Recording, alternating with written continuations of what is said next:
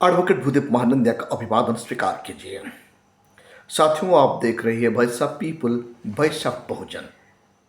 Bharat democracy यानी भारत का preamble we the people से शुरू होता है। मतलब भारत का डेमोक्रेसी लोगों के लिए होना चाहिए और हर कोई संवैधानिक संस्था का अकाउंटेबिलिटी फिक्स होना चाहिए। जो भारत का संविधान का शुरुआत में बिगिनिंग में ये बताया गया है, we the people of India, यानी एग्जीक्यूटिव लोगों के लिए होना चाहिए, जुडिशियरी लोगों के लिए होना चाहिए, लेजिस्लेचर लोगों के लिए होना चाहिए, उसके साथ साथ प्रेस मीडिया देश का हित के लिए सच को सच और गलत को गलत लिखना चाहिए। ये चार स्तंभ का कार्य होना चाहिए और उनका अकाउंटेबिलिटी रहना चाहिए। ऐसे ही भारत का सीजीआई बी.आर. गवई जी कुर्सी में बैठते ही एक क्वेश्चन पूछ डाले। किसको? इलाहाबाद हाईकोर्ट को और सीबीआई को। एक व्यक्ति ने 4 साल तक आज जेल का अंदर सड़ रहा है। 27 बार उन्होंने बेल एप्लीकेशन डाले हैं। 27 बार उनका बेल एप्लीकेशन को खारिज किया गया है। क्यों? भारत का संविधान का आर्टिकल 21 ये कहता है हर कोई व्यक्ति को आजादी है, जीने की आजादी है। कोई भी व्यक्ति को बिना कारण ज्यादा वक्त तक जुडिशियल कस्टडी में या पुलिस कस्टडी में रखा जा नहीं सकता। इसलिए सीजेआई बी.आर. गवाई जी ने इलाहाबाद हाईकोर्ट को यह प्रश्न पूछ ही डाले और सीबीआई को यह प्रश्न पूछे, क्यों 4 साल तक एक व्यक्ति को बेल हियरिंग ना करके रखा गया और 27 टाइम तक उनका बेल को क्यों रिजेक्ट किया गया? इसका कारण सीजीआई बी.आर. गवई जी ने इलाहाबाद हाईकोर्ट और सीबीआई को पूछा। तनिक आप लोग सोचिए, एक सिटीजन का अधिकार है आजादी से जीने के लिए। कानूनी प्रक्रिया में कोई भी व्यक्ति को जेल का अंदर रखा जा सकता है, लेकिन 27 बार कोई भी व्यक्ति अपना बेल पिटीशन देने से 27 बार तक उनको रिजेक्ट कर रहा, वो कारण तो होना चाहिए। इसीलिए सीजेआई ने इलाहाबाद हाईकोर्ट और सीबीआई को ये प्रश्न पूछे। ये फंडामेंटल राइट के खिलाफ होता है। ओके, रिटायरमेंट जस्ट से पहले एक रेप केस का अपराधी को बरी कर दिए, आर्टिकल 142 को इस्तेमाल करते हुए। क्या भारत और पाकिस्तान को हरा पाएगा? यह प्रश्न सबका मन में क्यों आ रहा है? निजीकरण देश के लिए कितना ठीक है और कितना गलत है? देश का बुद्धिजीवी ये चिंता कर रहे हैं भारत का भविष्य क्या होगा, भारत का जो जनरेशन है आज उनका भविष्य क्या होगा और बहुजन समाज का भविष्य क्या होगा। ये प्राइवेटाइजेशन के कारण चीन और पाकिस्तान का गठजोड़ भारत के लिए कितना खतरनाक है। चीन का मदद पाकिस्तान को मजबूत कर रहा है। अफगानिस्तान, बांग्लादेश आज भारत के खिलाफ क्यों हो रहे हैं? चीन दुनिया में 5th पावरफुल कंट्री बन चुका है। United state of the America इनको नकार नहीं सकता है। हम लोगों ने 1962 में भारत चीन का साथ युद्ध किया था, लेकिन आज भारत चीन का साथ युद्ध करेगा तो परिणाम क्या होगा? जस्टिस ओका और जस्टिस उदय, ये दोनों जस्टिस आर्टिकल 140T को इस्तेमाल करते हुए पोस्को केस का आरोपी को सजा नहीं दिए। जस्टिस गवई, जस्टिस मसीह, दोनों आज जो प्रश्न पूछे हैं इलाहाबाद हाईकोर्ट को और सीबीआई को, ये ऐतिहासिक बन रहा है।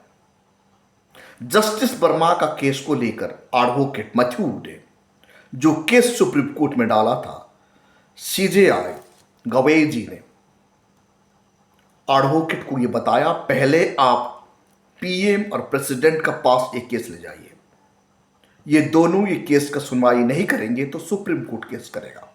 खबर को विस्तार से जानने के लिए आप हमारा साथ जुड़े रहिए। अभी तक आप हमारा चैनल को सब्सक्राइब नहीं किए तो काइंडली सब्सक्राइब कीजिए और बेल का आइकन जरूर दबाइए। साथियों, कोई भी व्यक्ति को अरेस्ट होने के बाद उनका यह अधिकार बनता है, आर्टिकल 21 के तहत उन्हें बेल मिलना जरूरी है। भारत का न्याय व्यवस्था ऐसा लिखा गया है, बेल हर कोई सिटीजन का एक राइट है। यह राइट को कोई भी वायोलेशन कर नहीं सकता। कुछ कंडीशन में हर कोई व्यक्ति को, हर कोई अपराधी को बेल देने की व्यवस्था भारत का संविधान में दिया गया है। इसीलिए गवई साहब ने सीजेआई को और chief justice of India BR Gavai साहब ने इलाहाबाद हाई कोर्ट को और सीबीआई को प्रश्न पूछे हैं। ओके, रिटायर्ड होते ही जो केस, रेप केस के बारे में जो सुना है आपको हम बताएंगे। भारत और पाकिस्तान, क्या भारत और पाकिस्तान को हरा पाएगा? ये प्रश्न जो लोगों का मन में आ रहा है। क्यों? क्योंकि जब ऑपरेशन सिंदूर शुरू हुआ, ऑपरेशन सिंदूर में ये देखने के लिए मिला है पाकिस्तान मैक्सिमम चीन का द्वारा दिया गया हथियार को इस्तेमाल किया। आज पाकिस्तान इतनी ताकत होके क्यों भर रहा है? क्योंकि उनका पीछे आज चीन उनका साथ गठबंधन कर लिया है। चीन उन्हें मदद कर रहा है पाकिस्तान को, उसके साथ साथ अफगानिस्तान और बांग्लादेश पाकिस्तान का साथ दे रहे हैं। हमारा दुश्मन आज मजबूत चीन की वजह से हो रहा है। दूसरी तरफ United state of the America हमारा नुकसान कर रहा है। वो अपना फायदा गिनाने के लिए ही वो कोशिश कर रहा है। अपना बिजनेस भारत में एस्टैब्लिश करने के लिए वो भारत को डरा रहा है। हमारा आने वाला कल क्या होगा, भारत का सिटीजन का भविष्य क्या होगा, ये सोचने की विषय है। क्यों? भारत का सिटीजन का भविष्य आज बर्बादी की तरह जा रहा है। कैसे? भारत का सरकारी संस्था आज प्राइवेट हाथ में चला गया है। प्राइवेट संस्था कोई भी स्टूडेंट का पढ़ाई का हिसाब से उन्हें नौकरी नहीं दे पा रहा है। आप जितना पढ़ा लिखा होना क्यों, आपको आउटसोर्सिंग किया जा रहा है। आपका तनख्वाह मैक्सिमम 20,000 से 25,000 रुपया हो रहा है। आपका एजुकेशन का हिसाब से कंपनी आपको जॉब नहीं दे रहा है। इसीलिए आने वाला कल भारत का नौजवान का भविष्य क्या होगा? जो प्राइवेटाइजेशन हो गया है, इसमें बहुजन समाज का सबसे बड़ा नुकसान हो रहा है। हेल्थ एंड एजुकेशन दोनों प्राइवेटाइजेशन, यानी भारतवर्ष में गरीब और मध्यवित्त परिवार का सफाया हो जाएगा। गरीब और मध्यवित्त परिवार का एजुकेशन सिर्फ गवर्नमेंट एजुकेशन के ऊपर डिपेंड होता है। प्राइवेटाइजेशन होते ही गवर्नमेंट स्कूल होने के कारण गवर्नमेंट स्कूल और कॉलेज कमजोर हो रहा है और हायर एजुकेशन इतना महंगा हो गया, एक गरीब और मध्यवित्त परिवार का लोग हायर एजुकेशन दे नहीं पाएगा। इसीलिए भारत का 90% पॉपुलेशन हायर एजुकेशन से वंचित होंगे और देश का ह्यूमन रिसोर्स हायर एजुकेशन प्राप्त कर नहीं पाएगा, मतलब देश कमजोर हो जाता है। दूसरी तरफ हेल्थ प्राइवेटाइजेशन होने के कारण गरीब तबका का लोग और मध्यवित्त श्रेणी का लोग महंगाई इलाज कर नहीं पाएंगे। प्राइवेट अस्पताल में इलाज इतना महंगा होता है कि गरीब लोग वहां जाकर अपना हेल्थ ट्रीटमेंट करना नामुमकिन है। गवर्नमेंट अस्पताल ही एकमात्र भरोसा है, लेकिन गवर्नमेंट हॉस्पिटल आज प्राइवेट हॉस्पिटल का सामने दम तोड़ रहा है। इसलिए ये चिंता का विषय है। भारत का बुद्धिजीवी चिंतित है, क्योंकि देश का सबसे बड़ा संपदा हेल्थ एंड एजुकेशन आज प्राइवेट का हाथ में चला गया है और गवर्नमेंट ये दोनों इंस्टीट्यूशन को कमजोर कर चुका है। चीन दुनिया में 5th पावरफुल कंट्री बन चुका है। United state of the America चीन का ताकत को मान चुका है। जब 1962 में भारत चीन का साथ युद्ध किया था, हम बराबरी का साथ मुकाबला किए थे, लेकिन आज भारत चीन का सामना करना थोड़ा मुश्किल हो जाएगा। दूसरी तरफ हमारा दुश्मन कंट्री पाकिस्तान को चीन मदद कर रहा है। अफगानिस्तान पाकिस्तान को मदद कर रहा है। बांग्लादेश हमारा हाथ से निकल गया है। इसीलिए ये देश के लिए सबसे बड़ा चिंता का विषय हो गया है। जस्टिस गवेई और जस्टिस मसी ने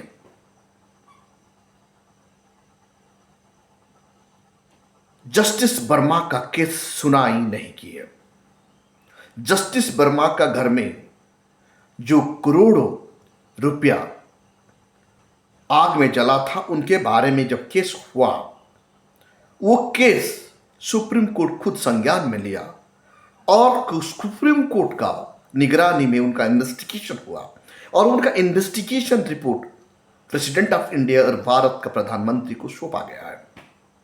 जब एडवोकेट मैथ्यू ने सुप्रीम कोर्ट में जस्टिस वर्मा के बारे में केस डाले, पिटिशन डाले, तो सीजेआई ने बताया आप ये केस प्रेसिडेंट ऑफ इंडिया और प्राइम मिनिस्टर ऑफ इंडिया का पास ले जाइए, क्योंकि उनको तमाम डोजियर जुडिशियल डिपार्टमेंट ने सौंप दिए।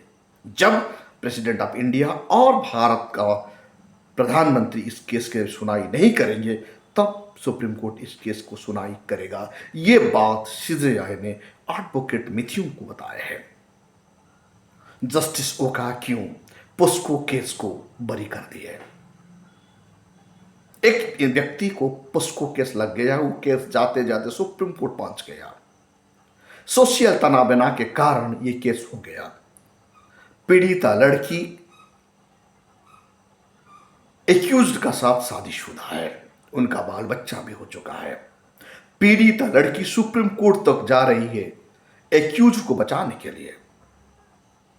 जब यह घटना घटा था तब वो नाबालिग थी, अब वो बालिग हो चुकी है और वो शादी भी कर चुकी है एक्यूज्ड को, और एक्यूज्ड का साइड से उनका बच्चा भी है। अब वो जिएगी कैसे?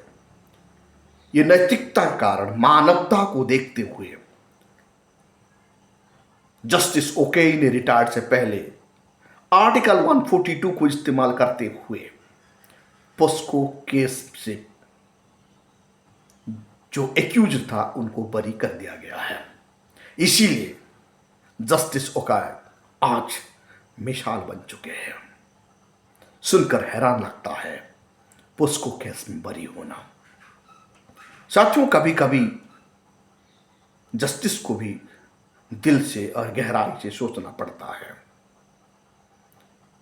साथियों, आप देख रहे हैं voice of people, voice of Bahujan.